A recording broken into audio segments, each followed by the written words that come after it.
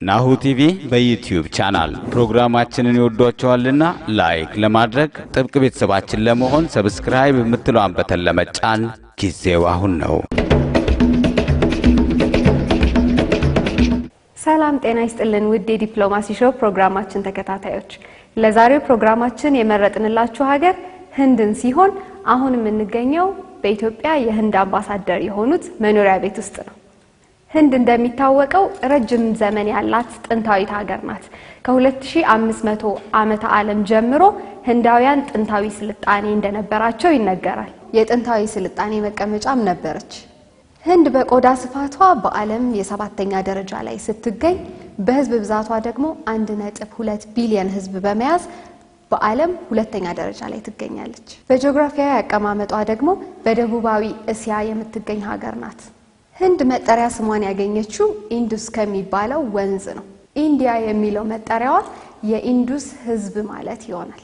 በህንድ ትልቋ የንግድ ከተማ ሙምባይ ስትሆን ዋና ከተማዋ ደግሞ ኒው ዴልሂ ናት። በሀገራችን ኢትዮጵያና በህንድ መካከል ያለው ህዝብ ለህዝብ እንዲሁም የንግድ ግንኙነት በአክሱም ዘመነ መንግስት እንደጀመረ ይነገራል። እንዲሁም ህንዳውያን ነጋዴዎች ወርቅ፣ ሐርና የተለያዩ ቅመማ ቅመሞችን ወደ ኢትዮጵያ ያስገቡ እንደነበረ ታሪኮች ያስረዳሉ። እንደ አውሮፓውያን አቆጣጠር በ1952 ዓ.ም ሁለቱ ሀገራት በአዲስ አበባና በኒው ዴልሂ ኤምባሲያቸውን ሊከፍቱ ችለዋል። አሁን ደግሞ ባልደረባዬ ቤተልሔም በኢትዮጵያ የህንድ አምባሳደር ከሆኑት አምባሳደር አኑራግ ሽሪቫስታቫ ጋር ያደረገችውን ቆይታ ተከታትለን እንመለስ።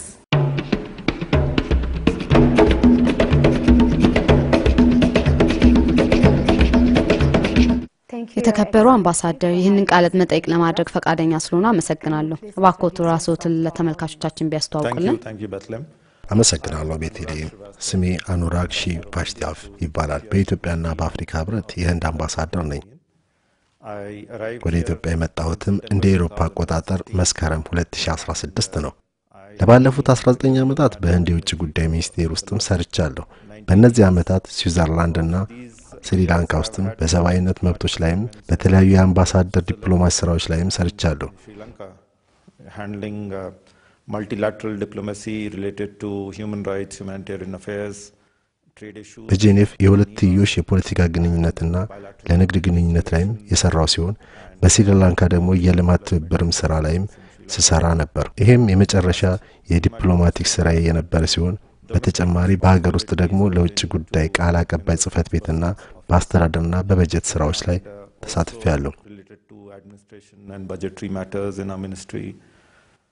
በአጠቃላይ የውጭ ግንኙነት ላይ በተለያዩ የሥራ መደቦች የሰራው ሲሆን በዚህ የኢትዮጵያ አምባሳደርነት ማዕረግ ስመጣ የመጀመሪያ ጊዜ ነው። So all in all, this is by way of my own background. And of course Ethiopia is my first ambassador. እዚህም በመገኘቴ በጣም ኩራትና ክብር ይሰማኛል። It is special in many ways, and I think I'm privileged and honored to be here. Thank you, Ambassador. So we know India has እንደምናውቀው ህንድ ትልቅና በጣም ረጅም ታሪክ ያላት ሀገር ናት። በአጭሩ የህንድን ታሪክ ቢነግሩን። of your country. Well, it's a difficult answer. ይሄ በጣም ከባድ ነው በዚህም ቃለ መጠየቅ ውስጥ ለመመለስ። ነገር ግን እኛም ልክ እንደ ኢትዮጵያ ጥንታዊ ስልጣኔ ያለን ሀገር ነን። If we go back, በታሪክ ወደ ኋላ ስንመለስ የዘመናት ታሪክ ያላት ሀገር ናት። ግን ልነግርሽ የምችለው ነገር ቢኖር it is a history which is very diverse, and ታሪካችን በጣም ብዙ የተለያዩ ባህልና ህብረተሰብ እንዳለው የሚያሳይ ነው። we are a nation which is culturally diverse. We are a nation which is in terms of ሀገራችን በስፋትም በህዝብ ብዛትም በጣም ትልቅ ሀገር ናት። በዓለም ህዝብ ብዛትም በሁለተኛ ደረጃ ላይ ትገኛለች። ህንድ በባህል በቋንቋና በጂኦግራፊ አቀማመጧም የተለያዩ ህዝቦች ያሏት ሀገር ናት። 29 ክልሎች፣ 7 የተቀናጁ ክልሎች እና 22 ቋንቋዎች በሀገሪቱ ይናገራሉ። and a reflection of our diversity is that እንደ ሀገር የህንድ ታሪክ በረጅም ዘመን ያደገች ሲሆን you started off by asking about our history, and all of it actually flows from the way our nation has evolved over a period of time. ከመቶ ዓመታት የእንግሊዝ አገዛዝ በኋላ ህንድ በ1947 እንደ አውሮፓ አቆጣጠር ነጻነቷን ያገኘችው ስትሆን ነጻነቷንም ካገኘች በተለያዩ ህዝቦች በአንድነት የመሰረቷት የዓለም ትልቁ ዲሞክራሲ ያላት ሀገር ናት። Which though it is diverse, it is united in its diversity. It is today the world's largest democracy. So how did Ethiopia and India started their diplomatic relationship? አምባሳደር እንዴትና መቼ ነበር የኢትዮጵያና የህንድ የዲፕሎማሲ ግንኙነት የተጀመረው? Started India and Ethiopia relationship. Considering that we are two ancient civilizations, ሁለቱ ሀገራት ጥንታዊ ስልጣኔ እንደመኖራቸው የሀገሪቱ ግንኙነትም የተጀመረው ከመቶ ዓመታት በፊት ነው። በታሪክ የተመዘገበው የመጀመሪያው ግንኙነትም የንግድ ግንኙነት ነው። coming to the Aksumite Empire, እሱም በአንደኛው መቶ ክፍለ ዘመን ላይ ሲሆን ጥንታዊ የአክሱም ሳንቲሞች እንደ ቅርጻ ቅርጽ የተገኙ ሲሆን ጥንታዊ የአክሱም ትልቁ የንግድ ማዕከል ነበረች። found in Aksum. And Aksum, የህንድ ነጋዴዎች ለወርቅና ለቅመማ ቅመም ለንግድ ወደ አክሱም ይመጡ ነበር። gold and ivory for silk and spices. Over the centuries, this kind of trade ለዘመናት ይህ የንግድ ግንኙነት የቀጠለ ሲሆን በመካከለኛው ዘመን ላይም ግንኙነቱ ሁለትዮሽ ሆነው እናም ብዙ ቁጥር ያላቸው ኢትዮጵያን ወደ ህንድ ተጉዘዋል። India. And they በህንድም በመካከለኛው ዘመን ሸንጎች ውስጥም ኢትዮጵያን ይሰሩ ነበር። ምናልባትም ስለ ሐረሩ መሊክ ሐምደም ሰምተሽ ይሆናል። He was a general who went on to become a king in India. We still have evidence of Ethiopians who መሊክ ጀነራል የነበረ ሲሆንም በመጨረሻም የህንድ ንጉስ ሆኗል። የታሪክ መስረጃዎች አሉ። የነዚህ ኢትዮጵያን የልጅ ልጆችም አሁንም በህንድ ውስጥም ይኖራሉ።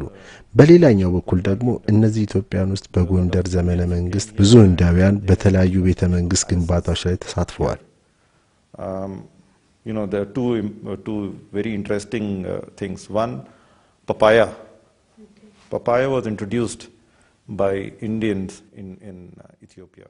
በዚህም ምክንያት ሁለት አስገራሚ ነገሮች ተከስተዋል። ከነዚህ ውስጥም አንዱ ፓፓዬ ሲሆን ለኢትዮጵያ ፓፓዬን ያስተዋወቀችው ህንዶች ናቸው። A zebra from Ethiopia was presented, and that was the first. በተመሳሳይ በመካከለኛው ክፍለ ዘመን የነበረው ጃሃንጊር የሚባል ንጉስ ጊዜ የሜዳ አህያ ለንጉሱ ከኢትዮጵያ ተበረከተለት ሲሆን ከዛ ጊዜ በፊት በህንድ የሜዳ አህያ አይታወቅም ነበር።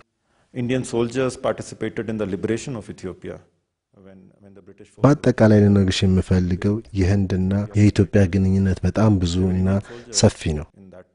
ይሄ ግንኙነቱ ቀጥሎ ለዘመናት በኢትዮጵያ በጣሊያን ጦርነት ውስጥ ያለች የህንድ ወታደሮች ከእንግሊዝ ወታደሮች ጋር በመሆን ተዋግተዋል። ከዛም በኋላ ግንኙነቱ ቀጥሎ ብዛት ያላቸው የህንድ ነጋዴዎች ወደ ኢትዮጵያ በ20ኛው ክፍለ ዘመን የመጡ ሲሆን አሁንም ከነዚህ ነጋዴዎች ሶስተኛና አራተኛው ትውልዶች በኢትዮጵያ ይኖራሉ። Decided to bring in modern education. Indians came in large numbers to teach in schools here. That was again early 20th century. ኢትዮጵያ ዘመናዊ ትምህርትን በጀመረች ጊዜ በ20ኛው ክፍለ ዘመን መጀመሪያ ላይ ብዙ ህንዳውያን ለማስተማር የመጡ ሲሆን አሁንም ድረስ በቀጠለ ሲሆን በአሁኑ ሰዓት ከ2500 ህንዳውያን ዩኒቨርሲቲ አስተማሪዎች በመላ ኢትዮጵያ ይገኛሉ። እንዲሁም በጣም ብዙ ቁጥር ያላቸው የህንድ የንግድ ሰዎችና ኢንቨስተሮች ይገኛሉ። አሁን ላይ ብዙ ቁጥር ያላቸው የህንድ ኮሚኒቲ በኢትዮጵያ የሚኖሩ ሲሆን በጣም ንቁ ተሳትፎ ያላቸው ናቸው። በአጠቃላይ አሁንም ድረስ የቀጠለ የረጅም ዘመን ታሪክና ግንኙነት ያላቸው ሀገሮች ናቸው። till the present day, and that really reflects in the kind of present day relations that we have. So how did the diplomatic relationship start? How did your embassy open? የሁለትዮሽ ግንኙነቱስ እንዴት ተጀመረ? የኤምባሲው አመሰራረትስ ቢነግሩን። In 1947 when we gained በ1947 ህንድ ነጻነቷን እንዳገኘች በመልካም ግንኙነት ቡድን ወደ ኢትዮጵያ መጥቶ ነበር። ይህ ቡድን በሳዳር ሳንሴት የሚመራ ነበር። ይህ ሰው በኋላ ላይም የመጀመሪያው የኢትዮጵያ የህንድ አምባሳደር ሲሆን ምናልባት ኢትዮጵያ በህንድ ኤምባሲዎቻቸውን ከከፈቱት ቀደምት ሀገራት ውስጥ ነበረች። ኢትዮጵያ በህንድ ያላትን የህዝብ ተሳትፎ ማንም ሰው ወደ ደልሂ ከሄደ የሚያየው ነው። ስለዚህ ግንኙነት የተጀመረው ህንድ ነጻነቷን እንዳገኘች ወዲያውኑ ነው። ይህን ግንኙነት ትልቅ የሆነው ኢትዮጵያ ከአፍሪካ ሀገሮች መካከል በጣም ጥልቅ ግንኙነት ከነጻነት በፊት ስለነበረው ነው። በ1947 የተጀመረው ግንኙነት በ1950ዎቹ ህንድ ኤምባሲዋን በኢትዮጵያ ለመክፈት አስችሏታል። በዚህም አጋጣሚ ላሳውቅ የምፈልገው ህንድ በዚህ ዓመት 7ኛውን ዓመት በኢትዮጵያ እያከበረች ትገኛለች። ስለዚህ ይህ ዓመት ለኛ በጣም የተለየ ዓመት ነው። So what was your first ወደ ኢትዮጵያ ሲመጡ በመጀመሪያ ምን ተሰማውት? Well, I had always heard of this country. እንግዲህ እዚህ ከመምጣቴ በፊት ስለ ኢትዮጵያ ብዙ ሰምቻለሁ። ብዙ ጥሩ ነገሮችም ሰምቻለሁ። እናም ለመጀመሪያ ጊዜ አምባሳደርነትን ተሹሜ ስመጣ የመረጥኩት ሀገር ኢትዮጵያ ነበረች። ምክንያቱም እዚህ ኢትዮጵያ ውስጥ በዲፕሎማሲ ያሉት እድሎችና ሁለትዮሽ ግንኙነት ለስራዬና ለሙያዬ ጥሩ አጋጣሚ በመሆኑ ወደዚህ ለመጣ ችያለሁ። Certainly be a very good break for me in terms of my career. What I found was that my expectations were more than fulfilled. You know, when you opt for a diplomatic posting, there are various things that one looks at and you try and collect information. መጥቼም የጠበቅኳቸው ሁሉ ነገሮች አግኝቻለሁ። በዚህም በጣም ደስተኛ ነኝ። በዲፕሎማቲክ ስራ ላይ ተመድበሽ ስትመጪ የምታያቸው ብዙ ነገሮች አሉ። እናም ብዙ የምትሰበስቢያቸው መረጃዎች አሉ። ከነዚህም ውስጥ ስለ ሀገሪቷ ስለምትጠብቂያቸው ስራዎች እና ኑሮ ሁኔታ ነው። ይህም ለቤተሰቦችሽ ነው። በአፍሪካ ፖለቲካ ውስጥም ትልቁ ሚና የምትጫወተው ሀገር ናት። By all means, the diplomatic capital of Africa. Professionally, it has various international organizations. በሁሉም መንገድ በአፍሪካ ዲፕሎማቲክ መዲና ናት። በስራም ስታዩ የብዙ ዓለም አቀፍ ድርጅቶች መናኸሪያ ናት። እኔም በአፍሪካ ህብረት ጋራ ስለምሰራ ለኔም ጥሩ የሥራ ከተማ ናት። የተባበሩት መንግስታትም የአፍሪካ ኢኮኖሚ ኮሚሽን ድርጅትም እዚህ አዲስ አበባ ውስጥ በመኖሩ ለስራዬ በጣም ጥሩ አጋጣሚ ነው። And in terms of living conditions, I think beautiful climate, beautiful landscape. የኑሮ ሁኔታውን በተመለከተ ደግሞ እዚህ በጣም ለኑሮ የሚመች ጥሩ የአየር ሁኔታ አለ። For the family. So all in all, I think it has something which ደግሞም እዚህ በጣም ለኑሮ የሚመች ጥሩ የአየር ሁኔታ አለ። እንዲሁም ስራን ለመስራትም በጣም ጥሩ እንግዳ ተቀባይ ህዝብም አለ። And I would say the first impressions were very, very positive. ከቤተሰቦቹ ጋር ነው እዚህ የመጡት። እነሱስ እንዴት አገኙት? Well, they are very happy here. They were very happy to see the place. And as I told you, you know, it is generally the sense that you get here. በጣም ደስተኞች ናቸው። እናም እዚህ ያገኙትን ነገር በሙሉ የተሟላና ምቹ ነው። እናም ከህንድ ጋራ ብዙ የሚመሳሰል ነገሮች አሉ። ምግቡ፣ ቋንቋው፣ ሁሉ ነገር ከህንድ ብዙ እንዳልተለየ ይሰማኛል። Even commonalities in language that you find here. You feel that you're not very far from India. So Ethiopia and India. እስኪ በህንድና በኢትዮጵያ መካከል በአሁኑ ጊዜ ስላለው የንግድ ግንኙነት እንነጋገር። ምን ያህል ነው መጠኑ? Our trade relations have been quite vibrant. They have grown well in the የህንድና የኢትዮጵያ የንግድ ግንኙነት ከጊዜ ወደ ጊዜ እያደገ ይገኛል። በአሁኑ ጊዜ ያለን የንግድ ልውውጥ 1.13 ቢሊዮን ዶላር ነው። What is notable here is that you know, India ህንድ በአሁኑ ሰዓት ወደ ኢትዮጵያ ብዙ ምርቶቿን የምትልክ ሲሆን ነገር ግን የንግድ ልውውጡም ባላንስ ለማድረግ እየሰራ እንገኛለን። ምክንያቱ ከህንድ ወደ ኢትዮጵያ የምንልከው ከኢትዮጵያ ወደ ህንድ ከሚላከው ምርት በብዙ ይበልጣል። that is something that we are trying to እንደ ረጅም ጊዜ የንግድ ግንኙነት ስናየው ይሄው ቀጣይነት የለውም። ስለዚህ ይሄንን የንግድ ግንኙነትም ብዙ የተለያዩ ምርቶችን እንዲያጠቃልልና በሁለቱ ሀገርም ተመጣጣኝ እንዲሆን እየሰራን ነው። realize that this is something which is not sustainable. ከባለፉት የህንድ ፕሬዝዳንት በኢትዮጵያ ጉብኝነት ጊዜ ከንግድ የተመለከትነው በሁለቱ ሀገሮች መካከል የመግባቢያ ሰነድም የተፈረመ ሲሆን the trade imbalance that we have between the two countries. Otherwise, in terms of our framework for trade, ይህም ሰነድ በንግድ ስራው ላይም ያለን ግንኙነት የሚያግዘን ሲሆን የንግዱም ይዘት የሚያስተካክል ይሆናል። Understanding on trade cooperation.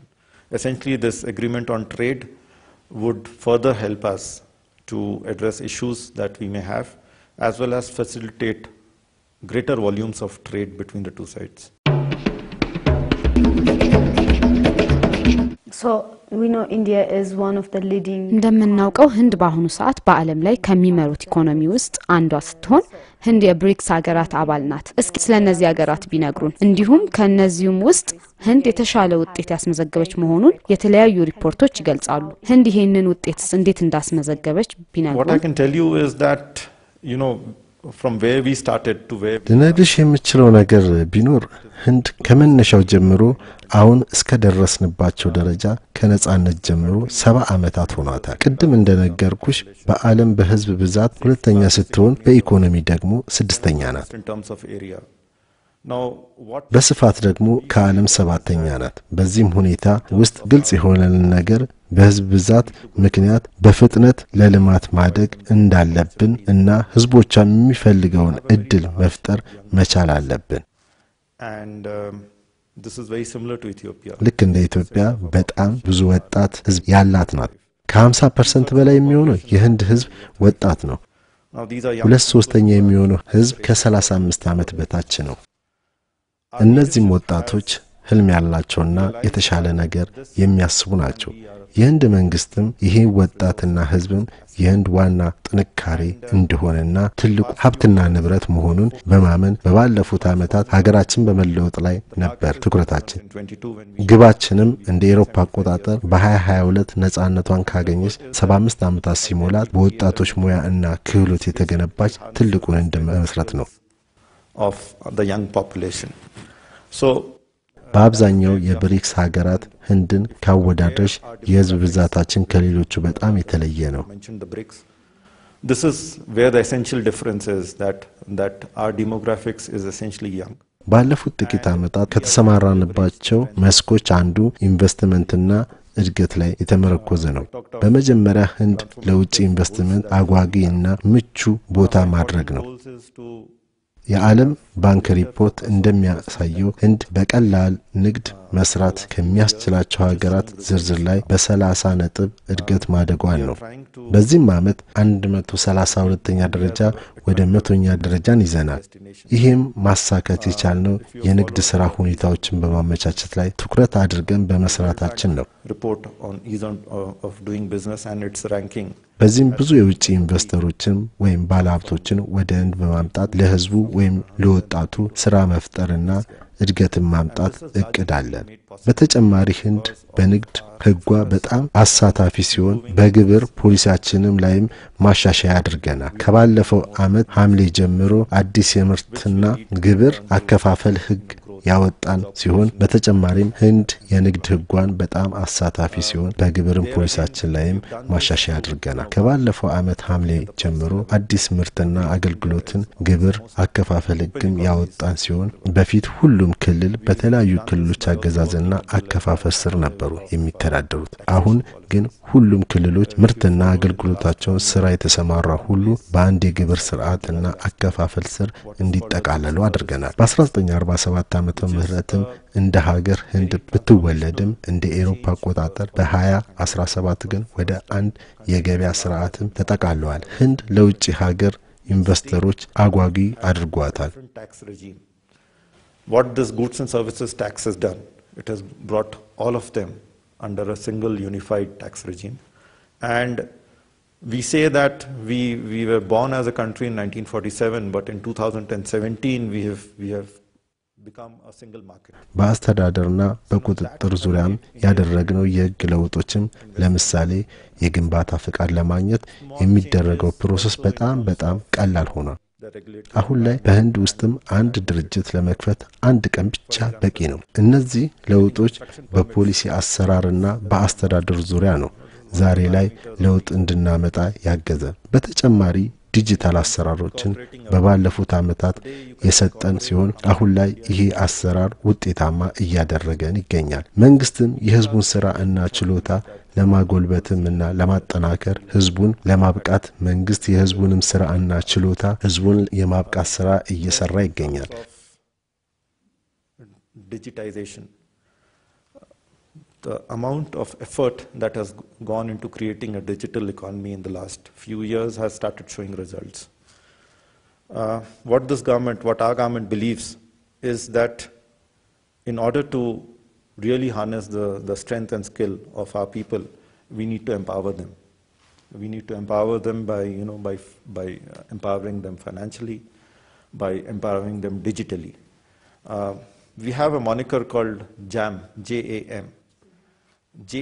በፋይናንስና በስልጠና ህዝቡን በማገዝ ነው ማብቃት የቻልነው በአሁን ሰዓት ጃም የሚባል ሲስተም አለን ይሄም የሚሰራው ህዝቡን ወይም ወጣቱን የሚሰሩትን ስራ በፋይናንስ ማገዝ ነው each one who's been unbanked today the government is trying to connect him to a bank account ጄ የሚወክለው ሁሉንም ህዝብ በፋይናንስ የሚያካትት ሲሆን ኤ ደግሞ ካርድ እንደማለት ነው ይሄ ካርድ ለሁሉም ዜጋ የሚሰጥ ነው each and every citizen M is the mobile component of this moniker where today we are probably the largest single market for mobile phones ኤም የሚወክለው የሞባይል ሲስተም ነው አሁን ላይ የሞባይል ገበያ በአንድ ስር የዋለ ሲሆን በአሁን ሰዓት የሀገራችን የሞባይል ተደራሽነት ወደ 1 ቢሊዮን ደርሷል have mobile phones they have a unique identity card በጣም አመቺ ነው 1 ቢሊዮን ሰው ሞባይል አለው የመታወቂያ ካርድም አለው እና ሁሉም የባንክ አካውንት አለው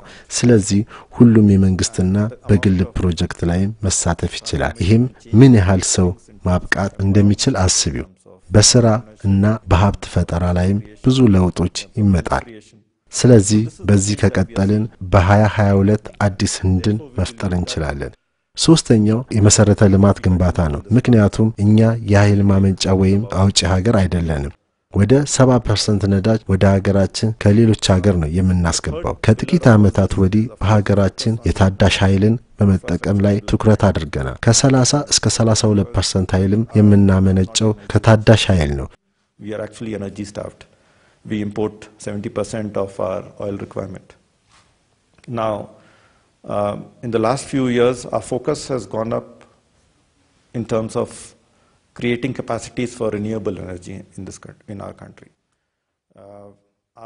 60% ከድፍድፍ ነዳጅም ኃይል እናገኛለን እቅዳችን 200 ጊጋዋት ታዳሽ ኃይል ብቻ የማመንጨት ነው only 60% is fossil fuels and we have a very ambitious target of creating capacity of 200 gigawatts purely of renewables በፀሐይል 100 ጊጋዋትም ይሆናል መሰረተ ልማቱም በተመለከተ ደግሞ የአስፋልት የባቡር የወደብ ግንባታ ድሮ ከእድገት ማነስ የተነሳ ብዙ አልሰራንባቸው አሁን ግን ትልቁን ትኩረት ሰጥተን እየሰራን እንገኛለን which earlier were kind of a constraint in terms of our investment and growth that has become the area of focus so all in all as I said one በአጠቃላይ ኢንቨስትመንት ስርዓቱ መሻሻሉ ሁለተኛ ህብረተሰቡን በዲጂታልና በፋይናንስ ማብቃት ነው በመጨረሻ በመሰረተ ልማት ግንባታ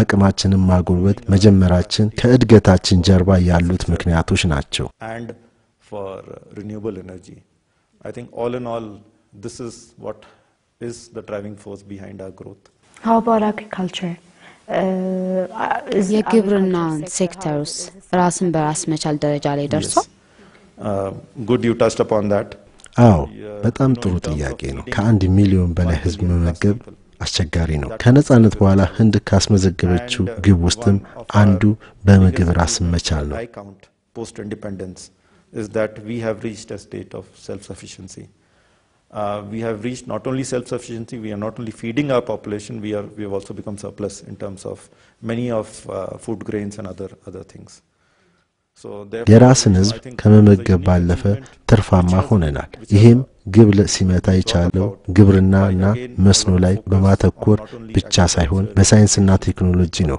ይሄውም አረንጓዴ አብዮት ይባላል። በ1970ዎቹ እና በ80ዎቹ የተጀመረ ነው። ብዙ ምርምሮችም በግብርና በላቦራቶሪ ውስጥ ተካሂደዋል። የነዚህ ውጤቶችም ለገበሬዎችና እርሻ ላይ በመዋል ነው የግብርና ምርታማነታችንን የጨመረው። ለረጅም ዘመን በግብር ፖሊሲ ዙሪያ የዘራነውን ውጤት ነው አሁን እያጨድን ያለ ነው። So we are actually reaping the dividends of a lot of good policies and practices which were put into place over a period of time. Yeah, we know India is one of the እንደምናውቀው በሕክምና ዘርፍ ህንድ ለብዙ ኢትዮጵያውያን መዳረሻ ሆናለች። ብዙ ኢትዮጵያውያንም ሕክምና ለማግኘት ወደ ህንድ ይጓዛሉ እና የሕክምና አገልግሎታችሁ ምን ያህል የላቀ ነው? እንዲሁም በጤና ቱሪዝም እድገት ላይ ምን ያህል እየሰራችሁ ነው? Indian health facilities for more tourists. Yes, we have a large number of people going for በጤና ቱሪዝም ምክንያት በብዙ የሚቆጠሩ ኢትዮጵያውያን ወደ ህንድ ይጓዛሉ። ባለፉት ጊዜያት ከ2000 በላይ ለሚሆኑ የጤና ቪዛዎችን ሰጥተናል። በሕክምና ዘርፍም በአፍሪካ ብቻ ሳይሆን ከምዕራቡ ዓለምም ለተለያዩ ሕክምና ለታካሚዎችም ህንድ ዋና መዳረሻ ናት። Africa and Asia, but we have also people coming from the west, patients coming from the west for various treatments for essentially two reasons. One, our healthcare facilities are ይህም የሆነው በሁለት ምክንያት ነው። አንደኛው ምክንያት ማዕከሎቻችን የሚሰጡት ሕክምና ዋጋው ተመጣጣኝ በመሆኑና የሕክምናውም ጥራት ደግሞ ከፍተኛ በመሆኑ ከነዚህ ሁለት ዋና ሁኔታዎች በመመቻቸታቸው የህንድ ሕክምና ማዕከሎችን ተመራጭ ያደርጋቸዋል። አሁንም ይሄንን ሴክተር የምናሳድግ ሲሆን ከጊዜ በኋላ ግን እነዚህ ወደ ህንድም ለሕክምና የሚሄዱ ሀገሮችን የሕክምና ማዕከሎችን ማልማት እንፈልጋለን። ይህም ሙከራ በኢትዮጵያ የተጀመረ ሲሆን ብዙ በህንድ የሚገኙ የሕክምና ማዕከላት በተለይም ብዙ የኢትዮጵያ ታካሚዎች ያሏቸው በዚህ የሚገኙ የሕክምና ማዕከላት በኢትዮጵያ የሕክምና ማዕከል የመክፈት ፍላጎታቸውን ገልጸዋል። growing exponentially, but over a period of time it would be in our interest that we work with countries who send us these patients to also develop their healthcare facilities. And this effort is ongoing with Ethiopia also. እናም ሕክምና ማዕከሎቻችን ለመክፈትም ምክክሮች የተጀመሩ ሲሆን በቀጣዩ ጥሩ ውጤት ይኖረዋል ብዬ እጠብቃለሁ። People who have chains of hospitals all across the country and they have been receiving patients from Ethiopia. They have come and looked at the possibility of setting up a tertiary healthcare facility in Ethiopia. Discussions are also underway, and I hope soon something or the other will materialize. Okay. So living in Ethiopia in the past 2 years. ለባለፉት 2 ዓመታት ኢትዮጵያ ውስጥ ስትኖሩ በሁለቱ ሀገራት መካከል ምን አይነት የባህል መመሳሰሎች አግኝተዋል? Oh, we share a lot. በጣም ብዙ ባህሎቻችን ይመሳሰላሉ። በተለይ ሴቶች ባህላዊ አልባሳትን ሱሪ እና አበሻ ቀሚስ፣ ሴቶች ራሳቸውን የሚሸፍኑባቸው ሁኔታ፣ ምግብ ላይም ደግሞ ቅመሞችን አጠቃቀማችን ይመሳሰላሉ። In terms of the way women cover their heads, in terms of food, the use of spices. እኛም ግራን ማሳላ የሚባለው 6 እና ከዛ በላይ ያለው ቅመም ሲሆን እናንተም ተመሳሳይ ቅመሞች አሏችሁ። ሌላው በኢትዮጵያና ህንድን የሚያመሳስሏቸው ለህንድ ፊልም ያለን ፍቅር ነው። በጣም የገረመኝ ደግሞ ከህንድ ፊልም የህንድ ቋንቋ የተማሩ ብዙ ኢትዮጵያውያን በመተዋወቂ ነው። What I find is that there are many people. አንድ የወንዶች ልጆች ቡድን አለ። ሁሌም ለነዚህ በኤምባሲያችን ዝግጅት ሲኖር የሚመጡ እነዚህ ልጆች ቡድን ሂንዲን ቋንቋ አቀላጥፎ ይናገራሉ። And in fact we have this group of young boys who we invite each time to perform whenever we have events. የሚገርመው ምንም አይነት የቋንቋ ትምህርት ቤት ገብተው አልተማሩም። ይልቁንም የህንድ ፊልምን በማየት ብቻ ነው ቋንቋውን የተማሩት። እነዚህ የሚያሳየው የረጅም ዘመን የህዝብ ለህዝብ ግንኙነታችን ነው። Purely by watching Hindi movies. Of course, also our general outlook, our attitudes, the way we look at the world, all of which is really reflective of the long civilizational exchange that we had over a period of time, and the strong people-to-people ties that we have. ህንድ 70ኛ የነጻነት ዓመቷን ያከበረች ትገኛለች። በመጪው ጥቅምት ጀምሮ ትልቅ የባህል ፌስቲቫል እያዘጋጀች መሆኑን አውቃለሁ። እስኪ ስለዚህ ፌስቲቫል ቢነግሩኝ። We are very excited about it. This is called the Festival of India. And the Festival of India is the largest cultural exposition that the government organizes anywhere outside. ስለዚህ ዝግጅት በጣም ደስተኛ ነኝ። ይሄም ዝግጅቱ የህንድ ፌስቲቫል ይባላል። ይሄም ፌስቲቫል ትልቅ የባህል ፌስቲቫል ከህንድ ውጪ በህንድ መንግስት የሚዘጋጅ ይሆናል። ኢትዮጵያን ከዚህ አህጉር የመረጥንበት ምክንያት 70ኛውን የዲፕሎማሲ ግንኙነታችን እያከበርን በመሆኑ የረጅም ዘመን ግንኙነታችን አስመልክተን ነው። ይሄ ፌስቲቫል ብዙ ከተሞችና ቦታዎች ላይም የሚካሄድ ነው። ከመጪው ጥቅምት 2 እንደ አውሮፓ አቆጣጠር ፌስቲቫሉ ይከፈታል። ይሄም ቀን ለኛ ልዩ የሚያደርገው በማህተመ ጋንዲ የልደት ቀን መሆኑ ነው። በአሁኑ ጥቅምት 2 150ኛው የማህተመ ጋንዲ ልደት የሚከበርበት ጊዜ ነው። በዚህም ጊዜ ቋሚ የሆነ ሐውልት ለጋንዲ ለማቆም እቅድ ይዘናል። እንደምታውቂው በስሙ የተሰየመ መንገድ በፒያሳ አለ። እኛም እዛ ላይ ሐውልቱን ለመትከል አስበናል። ከመክፈቻው በኋላ በተለያዩ ክፍል የህንድ ባህልን የምናሳይ ሲሆን ከዚህም ውስጥም የህንድ ሙዚቃ አንዱ አካል ነው። ከቦሊውድ ጋራ በተገናኘ አንዳንድ ትርኢቶች ይታያሉ። የክሪኬት ስፖርትም ሌላው ሲሆን ክሪኬት ከህንድ ተወዳጅ ጨዋታዎች ውስጥም ዋነኛው ነው። እናም የመጀመሪያው የኢትዮጵያና የህንድ ክሪኬት ቡድንን እንመሰርታለን። Sports, which is cricket. Cricket is another very important part of ክሪኬት በኢትዮጵያ ብዙ የሚታወቅ አይደለም። ጨዋታውም በአብዛኛው በእንግሊዝ ቀኝ ግዛት ስር የነበሩ ሀገሮች ውስጥ የተለመደ ጨዋታ ነው። በአፍሪካ በኬንያ እና በደቡብ አፍሪካ ብቻ ነው የሚታወቀው። Now cricket is a game which is played. በዚህ ምክንያት ወደ ኢትዮጵያ ጨዋታውን ለማስተዋወቅ አስበናል። ስለዚህ ወደ 24 የሚሆኑ ቡድኖችን አግኝተናል። It is in Africa, it is played in Kenya and South Africa. ይህም ውድድር ከሳምንት በላይ ይፈጃል። ባለፈው ዓመት ያገኘነውን ተወዳዳሪዎችም በጠቅላላ ህንዶች ነበሩ። በዘንድሮ ግን ጥቂት ኢትዮጵያውያንን ለማሳተፍም አቅደናል። ክሪኬት እንግዲህ በዝግጅቱ አንድ አካል ሲሆን በተጨማሪ የህንድ ምግቦችን የዝግጅቱ አካል ናቸው። ምክንያቱም የህንድ ባህል ካለ ህንድ ምግብ ሙሉ ሊሆን አይችልም። And we found that many Ethiopians are taking to the game. እዚህ ኢትዮጵያ ውስጥም የህንድ ሬስቶራንቶች አሉ። የህንድ ምግብም በብዙዎች የሚታወቁ ነው። ስለዚህ የምግብ ፌስቲቫሉን ለማዘጋጀት አስበናል። በተጨማሪም አንዳንድ እንደ ጨርቃ ጨርቅና አልባሳቶች መካከልም ያለው ተመሳሳይነት ለማሳየት እንሞክራለን። በዚህም የልብስ ጨርቃ ጨርቆችና ዲዛይነሮች ላይም ፕሮግራም ይኖረናል። We plan to have a food festival also during that period. There would be other elements like textile. I was talking of, the commonalities that we find in dress. Now, what we ይህም ፕሮግራም አንዳንድ ዲዛይኖች ለማበረታታት ይሆናል። በህንድ ህይወት እና ባህል ላይ ደግሞ ኤግዚቢሽን ይኖራል። etc.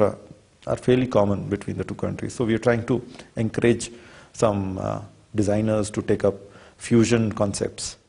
ይሄ ፌስቲቫል በአጠቃላይ ለወራት የሚካሄድ ይሆናል። On other aspects of Indian life and culture. So all in all, it's what we can promise you is that it will be a full bonanza which will last a few months, and where you will see a bit of India in various parts of Ethiopia. Okay. How about yoga? አሁን ደግሞ ስለ ዮጋ እናውራ። ዮጋው ዓለም አቀፍ ደረጃ የደረሰ የህንድ ባህል ነው። እስኪ ዮጋ እንዴት እንደተጀመረ ስለ ባህሉ ቢነግሩ። How did yoga started in your country even? See, yoga is very, very old and ancient. It is a part of ዮጋ በጣም ጥንታዊ የሆነ ቅርስ ነው። የስሙ ትርጓሜ ህብረት ማለት ነው። የሰውነትና የአእምሮ ህብረት ሲሆን በአጠቃላይ የሰውነት የአካል የመንፈስና የአእምሮ ጥምረት ነው። Of the individual with the larger universe. Essentially, it is a set of physical, mental, and spiritual practices. በእውነቱ ከሆነ ዮጋ ከማንኛውም እምነት ጋር ምንም ግንኙነት የለውም። ዮጋ በህንድ የተጀመረ አካላዊ እንቅስቃሴ ሲሆን አሁን በመላው ዓለም ታዋቂነት ያገኘ እንቅስቃሴ ነው። Practice. በተለያዩ ሀገራት ብዙ ቁጥር ያላቸው ሰዎች ዮጋ ይሰራሉ። በ2014 እንደ አውሮፓ አቆጣጠር የተባበሩ መንግስታት ሰኔ 21 ቀን የዓለም አቀፍ ዮጋ ቀን እንዲሆን አውጇል። በዚህም የተነሳ ዮጋ የዓለም አቀፍ ቅርስም ከመሆኑ እና 177 የዓለም ሀገራት ቀኑን የተባበሩ መንግስታት ውሳኔ ለመቀበላቸው እኛም በውሳኔው ላይ የተቀመጡትን መተግበር የኛ ኃላፊነት ነው። That this has now become a common World Heritage was recognized when 177 countries voted in favor of that resolution. So thereafter we've been celebrating the International Day of Yoga, and essentially በተለይ ዮጋ ማስተዋወቅና የዮጋን ጥቅም ለህዝቦች ማሳወቅ ነው። ዋናው የዓለም አቀፍ ዮጋ ቀን ስራችን እስካሁን በአጠቃላይ 3 ዙር ያከበርን ሲሆን ባለፉት ዓመታት ከ1000 ሰው በላይ ተሳትፎበታል። ይህን የሚያሳየው ዮጋ ምን ያህል በኢትዮጵያውያን ዘንድም ተቀባይነት ያገኘ እንደሆነ ነው። International Day of Yoga. In the last edition, we had more than 1,000 people come to the venue to practice yoga. We have a short yoga practice, essentially, to demonstrate the benefits of yoga, and we say that anyone and everyone can join. So we found more than 1,000 enthusiastic people joined us last time, which shows the kind of popularity that it is gaining in this country. ከመጀመሪያው ዓለም አቀፍ ዮጋ ቀን ጀምሮ እስካሁን ድረስም ያለው ስናይ እንዴት የተሳታፊ ቁጥርን እየጨመረ እንደሄደ ያሳያል። This year would be the 4th International Day of Yoga, and it would be on the 16th of June, on Saturday in the morning at Hotel Intercontinental. So through your program, I would like to invite everyone here in Addis and around Addis to please join us on that day. You can come, the entry is free, and you can just come in comfortable clothing. We'll provide you yoga mats and t-shirts. And there will be local experts who will take you through the practice of yoga. So we know yoga is much popular in the Western countries than Africa. What are your plans to spread? ይሄ የዮጋ እንቅስቃሴ ከአፍሪካ ይልቅ በምዕራባውያን ሀገር በይበልጥ የተለመደ ነው። ታዲያ እናንተ የዮጋ እንቅስቃሴ በአፍሪካ በተሻለ ሁኔታ እንዲለመድ ምን እየሰራችሁ ነው? In the Western countries it's very popular and it's common for everybody. Yes. See, one thing about popularizing yoga is working through schools and colleges. እንግዲህ ዮጋን የበለጠ ለማስፋት የሚጠቅመው ከትምህርት ቤቶችና በዩኒቨርሲቲዎች ውስጥ በማሰልጠን ነው። ምክንያቱም አብዛኞቹ ዮጋ የተማርነው ልጆች ሆነን ትምህርት ቤት ውስጥ ነው። በእንድ ትምህርት ቤት ዮጋ እንዲማሩ ይደረጋሉ። ይሄም ከስፖርት ትምህርት ክፍለ ጊዜ አብሮ የሚሰጥ ነው። ዮጋ ከሰውነት ከእንቅስቃሴን በተጨማሪ የአእምሮን ትኩረትና አስተሳሰብ ችሎታ መጨመር ነው። በተለይ ፈተና ያላቸው ተማሪዎች በዚህ በጣም ተጠቃሚ ናቸው። እነዚህ ሁለቱ ጥቅሞችን ናቸው እንግዲህ ሰው እንዲረዳ የምንፈልገው። And particularly students who are taking exams, they will find a lot of benefit in the practice of yoga. It improves memory, concentration. ሶስተኛው ሰው እንዲያውቀው የምንፈልገው ዮጋ ለጤና በአጠቃላይ የሚሰጠው ጥቅም ብዙ ነው። በተለይ በሽታን በመከላከል ዘርፍ ብዙ ጥቅም አለው። በተለያዩ የዓለም ክልል የሚገኙ ዶክተሮችም ዮጋ እንቅስቃሴን ለአብዛኞቹ ታካሚዎች ያዛሉ። እነዚህ ታካሚዎችም እንደ ልብ ድካም፣ የጀርባ ህመምና ለመሳሰሉት ዮጋን ይመክራሉ። በዚህም የተነሳ ለጤና ባለሙያዎች እና ጤና ጥበቃ ሚኒስቴርም ጋራ እንሰራለን። ከእነሱም ጋራ በመስራታችን እና ዮጋ ለጤና ያለውን ጥቅም በማሳወቅ እነሱ ለህዝቡም እንዲያስተምሩ እናደርጋለን። To reduce your risk for cardiovascular diseases. So, that is the third part of it, working together with healthcare professionals and the ministries of health in various countries to make them aware of the benefits of yoga, and through them to make people aware of its benefits in terms of general well-being and improved health. Okay, so I'm going to ask you about the investment India has in Ethiopia. አምባሳደር አሁን የሚጠይቁት ስለ ኢንቨስትመንት ነው ህንድ በኢትዮጵያ በኢንቨስትመንት ከሚመሩት ከቱርክና ቻይና ቀጥሎ በኢትዮጵያ ብዙ ኢንቨስትመንት አላት የህንድ ባለሀብቶችም እዚህ ኢትዮጵያ ላይ መዋዕለ ንዋያቸውን ለማፍሰስ ፍላጎት አላቸው በተጨማሪም በኢትዮጵያ ውስጥ በአሁኑ ሰዓት ምን ያህል ኢንቨስትመንት እንዳላችሁ ብትነግሩን in terms of major economic partners and investors በኢኮኖሚና ኢንቨስትመንት ህንድ ከሶስቱ ዋነኛ ሀገሮች ውስጥ ስንሆን በአጠቃላይ ወደ 4 ቢሊዮን ዶላር የሚሆን የውጭ ቀጥታ ኢንቨስትመንት በኢትዮጵያ ውስጥ አለ ከነዚህ ውስጥ 2 ቢሊዮን ዶላር የሚሆነው በስራ ላይ የዋለ ሲሆን በምርት በጨርቃጨርቅ ሴክተር ውስጥም ብዙ ኢንቨስትመንት አለ በአሁን ሰዓት 600 ድርጅቶችን ተመዝግበዋል እየሰሩም ይገኛሉ ከዚህ ውስጥም 55% በማምረቻና ምርት ላይ የተሰማሩ ናቸው ወደ 20% ደግሞ በግብርና ምርት ላይ የተሰማሩ ይገኛሉ የጨርቃ ጨርቅና ምርት ፍላጎት ላይ የተመሰረተ ነው Indian investors of which about 55% are into manufacturing በእንድ ባለሀብቶች ወደ ኢትዮጵያ መምጣትና መስራት የሚፈልጉትን በሀገር ውስጥ ያለውን የንግድ ድሎችና ፉክክሮች ለመጠቀም ነው እነዚህ የጨርቃ ጨርቅ አምራቾች የሚፈልገው መረጃ በመስጠትም በብዙ እና በተለያየ መልኩ እናግዛቸዋለን መዋዕለ ሀብታቸውንም ለማፍሰስም በሚወስኑት ውሳኔ ዙሪያ ሁሉ እናማክራቸዋለን እዚህ ኢትዮጵያ ውስጥም በመምጣትም የሚገጥማቸውን አደጋና ትርፍን በማመዛዘን ነው በአብዛኛው የሚወስኑት ውሳኔና ምርጫቸው ውጤታማ ያደርጓቸዋል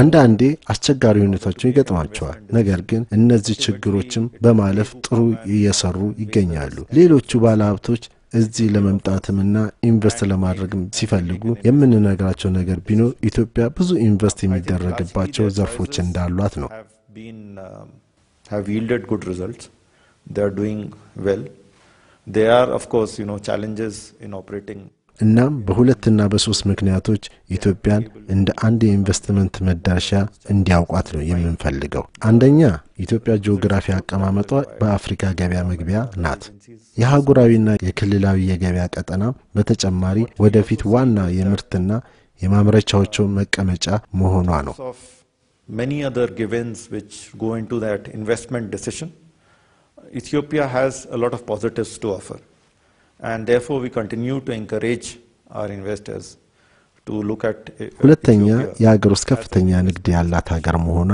በህዝብ ቁጥሮቿም በአፍሪካ ሁለተኛ መሆኗ ነው one that by virtue of its location it is a gateway into Africa and particularly with the regional free trade area and the continental free trade area agreements coming about it would be in future also a hub it could serve as a manufacturing hub for various investments and two the large domestic market in itself it's the second largest country in terms of population in የነፍስ ወከፍ ገቢዋም 700 እና 800 ዶላር የሆነ ህዝብ ያላት እና ወደ መካከለኛው ገቢ ካለችው ሀገራት ለመግባትም እየጣረች ያለች ሀገር መሆኗ በ5 እና በ7 ዓመታት ውስጥ ብዙ የገቢያ አገልግሎት ተጠቃሚና ሸማች ህዝብ ይኖራታል እነዚህ እንግዲህ ከብዙ በጥቂቱ ኢትዮጵያ ተፈላጊ ኢንቨስትመንትና ገቢያ መናኸሪያ አድርጋታል በዚህም ነጋዴ ባለሀብቱ ይሄንን እድል እንዲጠቀም እናበረታታለን continue to advise and encourage our investors to look at it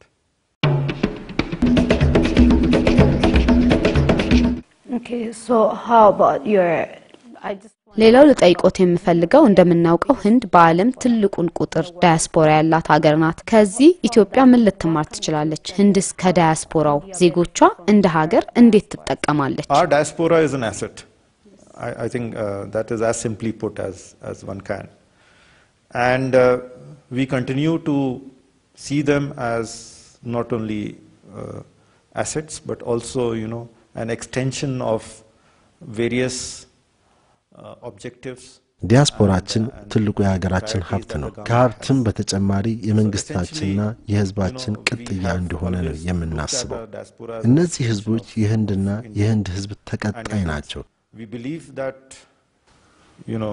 and this is how our diaspora also feels that you can take an Indian out of India but you can't take India out of an Indian ህንዳዊ ከህንድ ማውጣት ይቻላል ህንድን ግን ከህንድ ልብ ማውጣት አይቻልም ይባላል ስለዚህ እነሱም ከሀገራችን ጋራ በጣም የማይነጣጠሉ ናቸው የህንድ መንግስትም የዲያስፖራ ግንኙነቱን ከዋንኞቹ የውጭ ጉዳይ ፖሊሲ አንዱ አድርጎ ነው የያዘው። ይሄው ፖሊሲ በጣም ጠቃሚ ሆኖ አግኝተነዋል። የህንድ ዲያስፖራ የህንድ እድገትን በጣም ያግዛሉ። ከማንኛውም ጊዜ እርዳታቸውን ስንፈልግ ሁሌም ይረዱናል። እኔም እዚህ ኢትዮጵያ እንደ አምባሳደርነት በጣም እድለኛ ነኝ ብዬ አስባለሁ።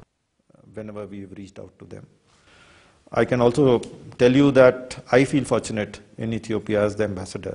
እዚህ ኢትዮጵያ ያለው ህንድ ኮሚኒቲ በጣም ጠንካራ እና ፈጣን ናቸው። በቁጥርም ወደ 5000 አካባቢ የሚጠጉ ሲሆኑ የኛ ዲያስፖራዎች በየትኛውም ሀገር ሲኖሩ ከሀገሩ ህዝብ ባህልና ወግ ጋር ተመሳስለው መኖር ይችላሉ። የሚኖሩበትም ሀገር መንግስትና ህዝብንም ለህንዳውያንም ዲያስፖራዎች ጥሩ አመለካከት ነው ያላቸው። They have assimilated very well in the local community. And even the local community and the host government has always viewed them very positively. And that, I think, is an added benefit for us. Okay. Do they pay tax? እነዚህ ዲያስፖራዎች ለሀገራቸው ልማት ወደ ህንድ ታክስ ይከፍላሉ?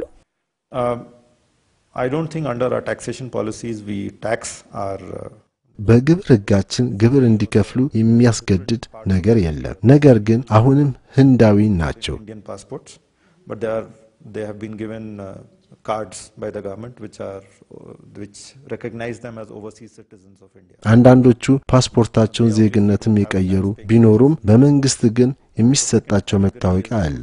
በውጭ የሚኖሩ ትውልደ ህንድ መሆናቸውን የሚገልጽ ነገር ግን በህንድ ግብር ከፋይ አይደሉም። በሌላ በኩል ደግሞ በነዋሪነታቸው በህንድ ያልሆነ ነገር ግን የህንድ ፓስፖርት ያላቸው ዜጎች አሉ። እነሱም ቢሆን ለረጅም ጊዜ ወደ ሀገራቸው ካልተመለሱ የግብር ከፋይነታቸው ይቋረጣል። የመንግስት ጠቅላላ ህግ የሚያዘው እነዚህ ዜጎች ግብር እንዲከፍሉ ሳይሆን በሀገራቸው የልማት ስራ ውስጥ እንዲሳተፉ ነው። ስለዚህ ፖሊሲዎቻችን በአጠቃላይ ዲያስፖራውን የሚያከብርና የሚያሳትፍ ሲሆን በሀገራችን ንብረት ማፍራት እንዲችሉ የሚያግዝ ነው። በዚህ ላይ መንግስታችን ነፃና ክፍት የሆነ እድልም ፈጥሯል። Your Excellency, as an ambassador in Ethiopia. ክቡር አምባሳደር ኢትዮጵያ ውስጥ ያሉትን ቆይታ ጨርሰው ከመሄደው በፊት ማሳካት የሚፈልጉት ስራዎች ካሉ ቢያካፍሉን።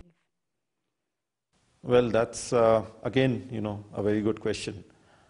As any ambassador or አሁንም ይሄንን በጣም ጥሩ ጥያቄ ነው። እንደማንኛውም አምባሳደር ወይም እንደማንኛውም ዲፕሎማሲ ስራ በሁለት ሀገሮች መካከል እንደሚመራ ሰው እና ለሁለቱም ሀገሮች ድልድይ ለሆነ ሰው የሁለትዮሽ ግንኙነትን ማጠናከር የመጀመሪያ ስራ ነው። ለነግርሽ የምፈልገው ነገር ቢኖር የመጀመሪያው የትምህርትና የሥራ ማስረጃዬን ለኢትዮጵያ የተከበሩ ፕሬዝዳንት ዶክተር ሙላቱ ተሾመ ባቀረብኩበት ጊዜ በሁለትዮሽ ግንኙነት ላይ ብዙ ተነጋግረናል። እና እነሱም የነገሩኝ ኢትዮጵያ እና የህንድ ግንኙነት ወደ ላቀ ደረጃ ማድረስ አለብን ብለውኛል። ምክንያቱም አሁንም ብዙ ነገሮች ላይ መስራትና ግንኙነታችን ማጠናከር እንችላለን። ስለዚህ እኔም በዚህ ሀገር ቆይታዬ ዋንኛው የሥራዬ ዓላማ የሆነው ግንኙነታችን ማሳደግ ላይ ነው።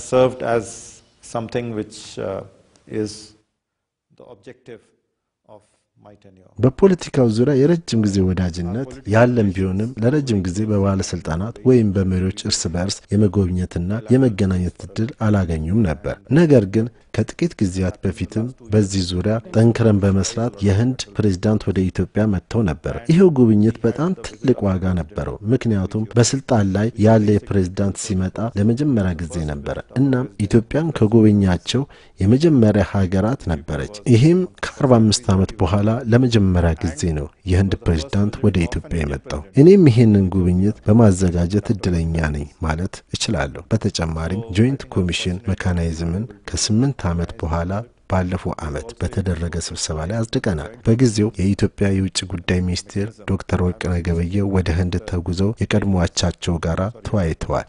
እናም በሀገሪቱ ግንኙነት ላይም የሚሳተፉ ችግሮችም ይፈታሉ እናም ግንኙነታችን በእነዚህ ስብሰባዎች ላይ አዳዲስ ሴክተሮች ላይ ለመተባበር እቅድ አውጥተናል ስለዚህ በአጠቃላይ የኔ ስራ ይሄንን የሀገሪቱን ወዳጅነት እና ጥብቅ ግንኙነት ከፍተኛ ባለስልጣናትን በሁለቱ ሀገራት ተደጋጋሚ ስብሰባዎችን እንዲደረጉ ማድረግ ወደ ተሻለ ደረጃ ማሳደግ ሲሆን በሁለተኛ ደረጃ የምናደርገው የኢኮኖሚና የንግድ ግንኙነታችን ነው በዚህም ዙሪያ ብዙ እርስ በራሳችን የምንጠቃቀመውና የምናሟላው ነገር አለ So I think one of course my objective has been and will be to further elevate bilateral partnership by having more frequent high level political relations.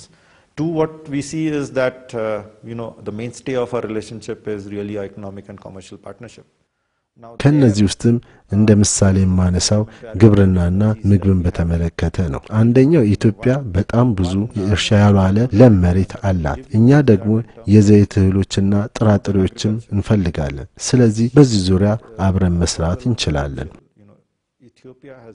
ሁለተኛ ህንድ ከፈረንሳይ ጋር በመሆን የዓለም አቀፍ የፀሐይ ብርሃን ህብረትን መስርተዋል በዓለም አቀፍ አዲስና ትንሽ ድርጅት ነው ይህም ድርጅት የሚሰራው የፀሐይ ብርሃንን ለኃይል በመጠቀም ማበረታታት ነው በዚህም በኢትዮጵያ የፀሐይ ብርሃንን ለኃይል ብንጠቀም ለብዙ ነገር መዋል እንችላለን focused on harnessing the benefits of solar energy በሀገሪቱ እድገትን ያፋጥናል ሶስተኛ ዓላማዬ ደግሞ የህዝቦች ለህዝቦች ግንኙነት ማጠናከር ነው በተመሳሳይ ባህልም ያለን ህዝቦች ስለሆነን ይህንን የህዝብ ለህዝብ ግንኙነት እንዲዳብር በህንድ ፌስቲቫልና የመሳሰሉ ለማጠናከር እሰራለሁ to harness such complementarities and synergies in a big way ይሄ በአጠቃላይ በኢትዮጵያ ቆይታዬ ማሳካት የምፈልጋቸውን ያጠቃልላል civilizational connect and commonalities that we have by enhancing our people to people contact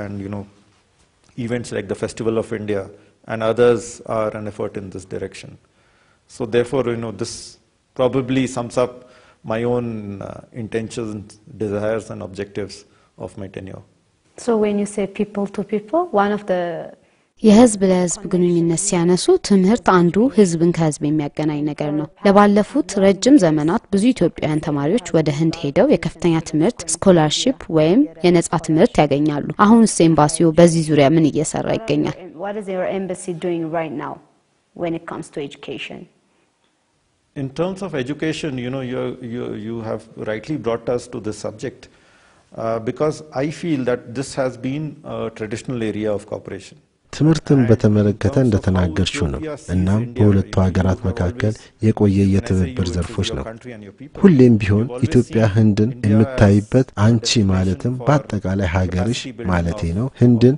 ለአቅም ግንባታ ለተማሪዎችና ለድርጅቶች ጥሩ መዳረሻ እንደሆነች ነው We also feel we offer something which is unique and which is of great use to other countries እኛም ይህ ህንድ ከምትሰጣቸው ልዩ እድሎች እንደ አንዱ ሲሆን ለሌሎች ሀገሮች ብዙ ጠቀሜታ አለው also offer training opportunities for mid career professionals ስለ ግለሰቦች ካወራ ስኮላርሺፕ የምንሰጠው ለተማሪዎች ብቻ ሳይሆን ለፕሮፌሽናል ስራ ውስጥም ላሉ የሥራ ስልጠና እንሰጣለን In terms of training opportunities, we offer about 400 training opportunities under our Indian Technical and Economic Cooperation Program. ስኮላርሺፕ በተመለከተ በአመት 80 እና ከዛ በላይ በሁሉም ከፍተኛ ትምህርት ደረጃ ለስኮላርሺፕ እንሰጣለን ስልጠናን በተመለከተ በቴክኒክና ኢኮኖሚ ትብብር ስርም ደግሞ 400 እና ከዛ በላይ ስልጠና እድሎችንም እንሰጣለን ሌሎችም ነፃ የትምህርት ድርስ ስኮላርሺፕና ስልጠናን በተለያዩ ዘርፎችም እንሰጣለን ስለዚህ ከነዚህ ስልጠናዎችን በጣም ጠቃሚ መሆናቸው ከስልጠናቸው በኋላ የተመለሱትን ተማሪዎችን ኢትዮጵያ ሁሉም የሚጠቀምበት መሆኑ ነው በአቬሬጅ አንድ ኢትዮጵያዊ ተማሪ ወደ ህንድ ይጓዛል So there's one Ethiopian who is boarding a flight to avail of a training or scholarship opportunity in India every day. በየቀኑ አንድ ወደ ህንድ የሚሄድ አይሮፕላን አንድ ሰልጣኝ ወይንም ተማሪ ይዞ ነው የሚጓዘው ስለዚህ የህንድ ተማሪዎች አንዳንዶቹ ከተመለሱ በኋላ በጣም ትልቅ ስልጣን ደረጃ የደረሱ አሉ ይሄም ለኛ በጣም ኩራት ነው Prominent members of cabinet who have been trained in India so that is something which gives us an added pride and satisfaction. So tell us, I'm taking to an informal question. አሁን የምጠይቁት ከስራ ውጪ የሆነ ጥያቄ ነው። ኢትዮጵያ ውስጥ የሚወዱት ምግብ ምንድነው? What is your favorite Ethiopian food? Well, that's an easy question because I have zeroed. ይሄ በጣም ቀላል ጥያቄ ነው ምክንያቱም ከኢትዮጵያ ምግቦች የምወደውን የለየውት በቀላሉ ነበር እሱም እንጀራ በሽሮ ነው እዚህ ቤት ውስጥም እናዘጋጀዋለን አንዳንዴ ደግሞ ጥብስ እንበላለን እነዚህ ናቸው የወደድኳቸው ምግቦች something which works very well for me as a meal. How about traditional? ከባህላዊ ዳንሶችስ የቱን ዳንስ ይወዳሉ? I mean I find the Ethiopian dance forms well I must confess that I do not know the difference or the names of various dance forms but I can tell you that I've seen almost all of them. እውነቱን ለመናገር አላውቃቸው ሁሉንም ግን አይቻቸዋለሁ ስማቸውንም አላውቀውም ጭፈራዎቹ በተለያዩ ቦታ ላይም አይቻለሁ ብሔራዊ ቤተ መንግስትን ጨምሮ ሁለት ነገሮች ግን ይበልጥ ይገርሙኛል አንደኛው ጭፈራዎቹ በጣም ጉልበት ያላቸው ናቸው በጣም ሪትም ያላቸውና የሚያንቀሳቅሱ ናቸው ሁለተኛ ያየሁት ነገር የኢትዮጵያ ህዝቦች የእድሜ ገደብ ሳይኖራቸው መጨፈር ይወዳሉ ሲጨፍሩ ደግሞ በጣም ያምራሉ and I've seen people whatever age or wherever they may be they naturally take to the beats of the song and they're very graceful when they're dancing. እስኪ እስካሁን የተማሯቸውን አማርኛ ቃላት ቢነግሩኝ በጣም የሚቀሉትና የሚታወቁትን የምችለው just the very basic you'll have to help me there እስኪ ንገሩኝ of course I know the word for thank you amese ganil lu and the greetings of course salam nu a few food things yeah Like what? just the basic ones just the basic ones yeah I've one word which I see very used very often here is in fact I picked this up and then I asked for the meaning for this tinishk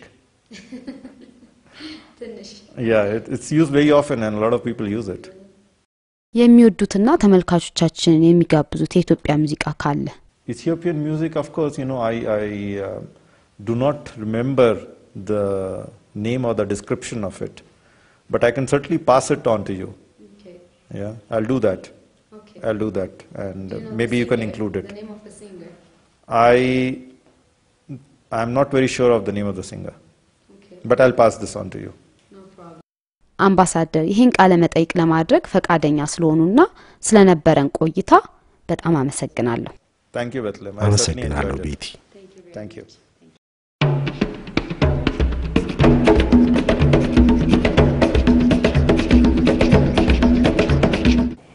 የዛሬው ፕሮግራማችን ይህንን ይመስል ነበር በህንድ ላይ ያዘጋጀንላችሁ ፕሮግራም በዚህ አላበቃ ሳምንት ቀጣዩን ክፍል ይዘንላችሁ እስከምንገናኝ ሰላም ሁኑ